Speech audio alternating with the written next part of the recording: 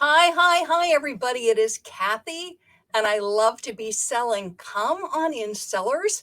Let me know how you're doing, how you are, that you can hear me. A little chilly here in New York, but still very, very nice. I had a great time today, dropped off my mail. Actually, I had my husband drop off the mail today, so I had more time to get listings done and social media. But let me know how you're doing. And while you're settling in, what we're going to be talking about today is it worth it to sell on eBay? We're going to be talking about profit margins, prices, how much money to look to be making on eBay, how much money to make selling on eBay. And I'm picking this topic because I'm seeing a lot of different comments and a lot of different opinions, a lot of which are great, but some of which are not so great. And I would just want to set the record straight and give you some things to think about because we're all in very different places in our eBay selling. Some of us are new. Some are more experienced. And we also all have a really varied inventory. So that's why I really want to talk about pricing and price margins and sales and what you should be looking for on eBay. And also thinking about what's going to work for you right now and realize that it can change. So you might have one pricing plan that's really working well for you now. And then it might change in 6 months or a year. So be flexible with that. Hi, Gina. How are you? Short sleeve, weather in Kansas. Wow. Nice to hear how warm it is. So while you're settling in, I'm Kathy Terrill. I'm a top rated seller on eBay. I'm selling on eBay for over 15 years. And like a lot of sellers, I started very small, just selling odds and ends from around my home, looking to create some income for my family. I needed to be home. I needed something part-time. I needed something very flexible. And eBay was the perfect fit for me because I need to be home to take care of my mom. That went on for several years. Again, eBay, very casual, very part-time. And my mom passed. And then after she passed, I really looked around and thought about, well, what do I want to do, full-time selling as my son had grown at that point. And I said, you know what? I love eBay. I'm going to scale my eBay business. And that's what I did. I've got over 25 years of brick and mortar experience. That's why I'm really excited to talk about pricing because pricing is a huge strategy for brick and mortar retail. So I've got a lot of experience on this. I was on QVC for over 6 years as a product presenter, a lot of philosophy about pricing when you're selling on QVC, and then scaling my business on eBay. I was trained as an eBay education specialist. And what I really love to do with my background is really focus on not just what you source for inventory, because there's a lot of people that give great tips on that, but how to optimize the listing, how to create listings on eBay that will rank well in search, which means they get found by your customers. If you get found better on search, typically your item will sell quicker, and that's money back in your pocket. And the other thing is typically it'll go for a better price. Hey, Kevin, how are you? Wet in Washington. Okay, so we got West Coast, Middle, and East Coast. Good to hear you guys. So this is what I was thinking about. Somebody had posted in a group, and if you don't know, I run 2 Facebook groups for eBay sellers, eBay Selling Basics, which is for newer sellers on Facebook. And then I have an advanced selling group on Facebook, eBay Stores, nothing but eBay stores. And then I do have a membership group, Social Media Insider. And this was in a Facebook group, and somebody had posted, what kind of margin should be looking for. And I remember seeing a post recently this past week where someone had posted, if I have an item that is under $10 with free shipping, I don't know if they had seen it on eBay or if they were talking about for themselves, because I just sort of jotted it down. Is it worth selling? Hey, Liz, how are you? And I thought, this is a good one to talk about. So this is the question, and just think about it. Put on your eBay thinking cap. $10, free shipping. We're talking free US shipping. Is it worth selling? Of course, everybody piles in with their comments. So now listen, for some sellers, they will only sell certain priced products. $50, $80, $90, $30, whatever it is. That's what works for them. And I say that is great. I'm very much from the school of look at what the choices are and pick what is best for you. I am not a one size fits all type person. For instance, there was a great promotion in my neighborhood. And as I'm walking around, so I have like 2 coffee shops that I typically go to when I want like a treat coffee. One right on my block, a very sort of small boutique coffee shop, and then there's a Starbucks a couple blocks from me. I happen to like pumpkin spice lattes. But there's another coffee shop which I had never been to before, and they caught my eye. And the way they caught my eye was, let's see if I can get this right. It was $9.99 for an unlimited monthly coffee coffee pass. And again, I like my treats. I like my coffee. $9.99 unlimited monthly coffee pass. Okay. And you can also use it for tea. And then it was $19.99 monthly premium pass. And it got my attention. Now, why did it catch my attention? One, it was a product that I like, coffee. Two, the word unlimited. I was like, and monthly. So I stopped in. Being a very savvy shopper, as I'm sure we all are, you learn to read the small print, which is, what does unlimited mean? Does this literally mean I can sit in there and just keep drinking coffees? Not that I would. What is their definition of unlimited? And what is the difference between the regular pass and the premium pass? Turned out that the regular was like regular coffee, regular tea. Again, you can have milk and sugar and everything, but basically like a regular coffee. The premium was the lattes, the cappuccinos, the espressos. I bought it. I said, you know what? I'll try it out. Worst case scenario, I spent $19.99. Their coffee's good. I like it. And the unlimited is, then there's a clock on it because you have to use the app. You get 1 an hour. So if I go in at 9 a.m., I can go back at like 1 minute after 10 a.m. if I want and have a second one. You can literally have one every hour while they're open. Now, I only drink a couple of cups, so I'm like good with one. But I said, you know what? Good for them. What the idea is, the reason they're doing it is to bring traffic into the store because they have all kinds of muffins and cookies and salads and other things. And I'm noticing, sure enough, people are buying the muffins and the cookies and everything. So their pricing is to bring in the customer. And they absolutely go by it. They're very pleasant. They're very nice, very smiley, very good customer service. So they're not treating you like, oh, it's a past person. So they treat you very, very well. And I'm noticing a lot of people using their pass to get their coffee or their tea. In fact, one guy even asked, can I use it on a green tea? He had the regular coffee pass. And they said, yes. Okay. So customer service, taking care of the customer. And I've noticed a lot of people upselling. So back to pricing. If you only want to sell things that are 30, 40, 50, I get it. You got to look at what your prices are, how much it is to costing you to buy it. You got to look at what your final value fees are. And I hopped over, and if you've never done this, you should hop over, look at what your managed payment costs are. And if you're not on managed payments, look at eBay final value fee and your PayPal fee. And I was looking at the managed payments, and even on the high side, hang on a second, I'm going to read this to you. Actually, you know what? I'll show you the page. Hang on. And I sat down and I did my math for a $9 item. So hang on a second and I'll show you. Here we are. So this is selling fees. All you got to do is Google selling fees, managed payments. And this is what comes up. So I figured, okay, let's say it's a $9 item with free shipping. Okay. Let's say it's about $4 for the shipping. It might be a little lower. Clearly, if it's something like priority, you're losing money. So make sure the shipping is like $4 or less. So I looked at, let me look at these fees, 12.35% total amount. I did this on, for music, records, eBay, motors, automotive parts. And look at this. It is higher for books, you guys. It's 14.35%. Okay. Jewelry and watches, 12.35. So I did 12.35.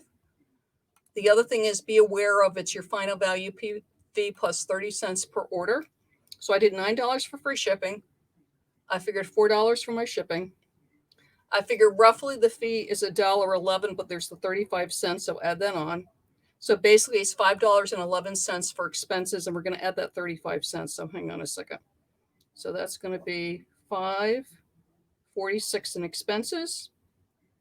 So you're going to make a little over $3. Okay, if it's a $9 item with free shipping, you're going to make a little over $3, and that's without any promoted listing. So you go, okay, why would I want to sell? And that means that you got the thing for free. Okay. There was no cost to the item. So you think about, well, why would I want to do that? Or let's say it's a $14.99 item. So maybe then I'm making, $6 or $7 and you can go on up. Why would I list an item where I'm only making $4 or $5 or $6, $7, $8?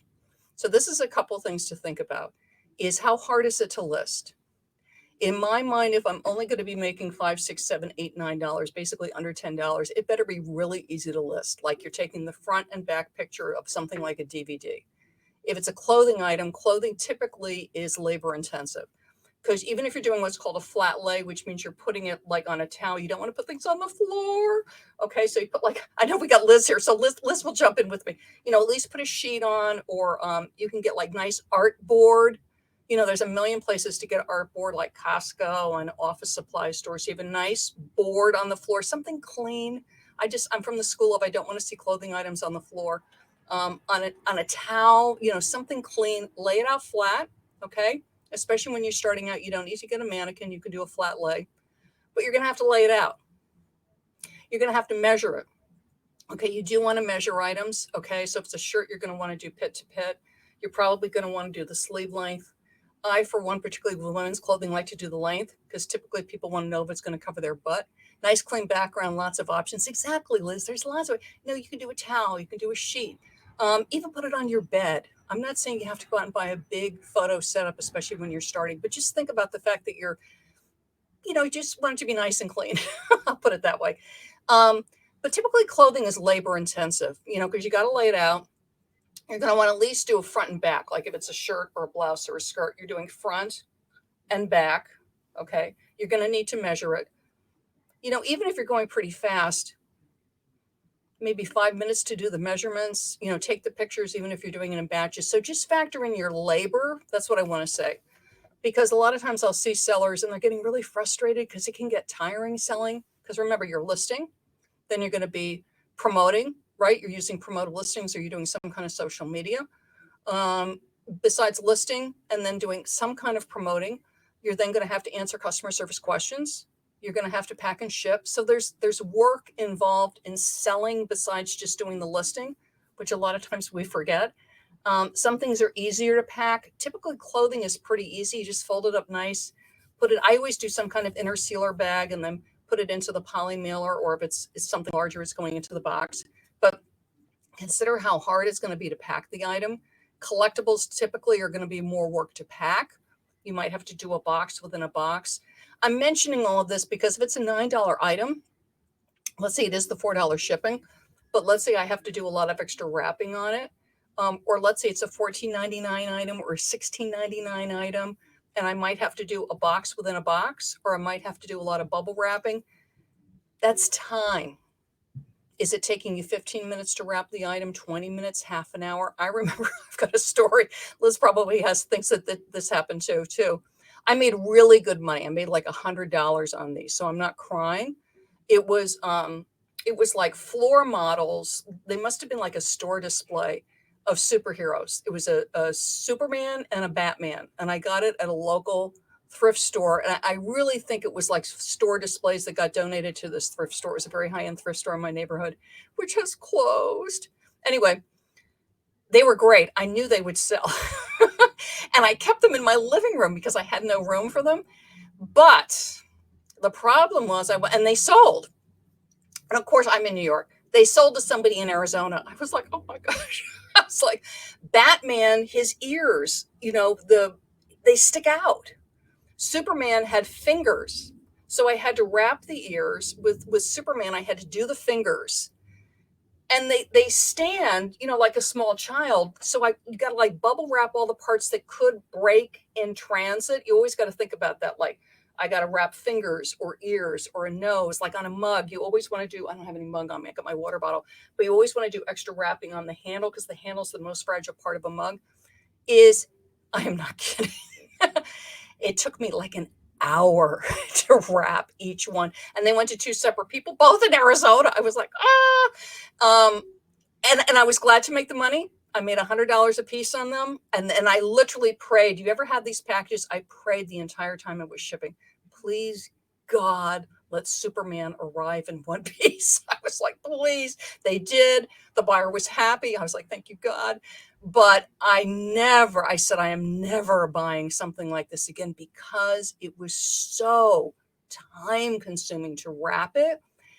And because it was relatively fragile, I just went, for me, again, you might think this is fabulous and you love wrapping, you know, slightly dangerous collectibles. I was just like, oh, this is not for me. But is consider it's not just the listing time. Consider the wrapping time. Really take a look at the item. Mugs are relatively, because you just got to like wrap, the handle really, really good. But look at the vase, right? If it's a vase, it's got handles. You're going to have to wrap those handles. Some things, if they're really fragile, they really need to be boxed within a box, okay? Because what that means is when they drop, they're going to have protection. This is particularly true when you're getting into things like glassware and china and things like that. So just think when you're buying items, you can look at the price, go, yay, this is going to sell. And it might even be, a relatively low margin. I'm not anti making only $5 or $6.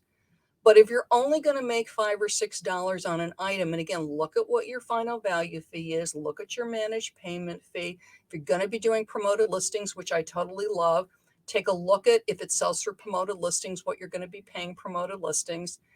But don't forget the wrapping time. And particularly when you're newer, that tends to be like the big error. And even for us more experienced sellers, because my Superman and Batman was like 3 years ago, 4 years ago. I mean, I've been selling for a while. I just saw them and I knew they would sell. And I looked at the prices. It was killer margins on these guys. And I just did not think, I did think about where on earth I was going to put them. But I figured, you know what, I'll put them in the living room. My husband will be okay with this because I figured they would sell pretty fast, and they did. But I completely did not think about what it was going to be like to wrap them. So always think about that. Oh, Linda said she's had those packages too. Clothing takes time up front, but super easy to package. Exactly, Liz. I totally agree. So that's why clothing, particularly if, when you're doing blouses or dresses or whatever, is you definitely want to batch. So you're doing blouse, blouse, blouse, skirt, skirt, skirt, because however you're laying them out or putting them on your mannequin, you can quickly knock them out. And I agree with Liz. The great thing about clothing, unless it's got some kind of weird embellishment, that you might have to pad somehow. I've had some dresses that have like really almost like a sequin thing that sticks out kind of thing, where I sort of have to bubble wrap that, but that's rare. It's usually very formal gowns kind of thing. But she's right, because clothing is like a snap.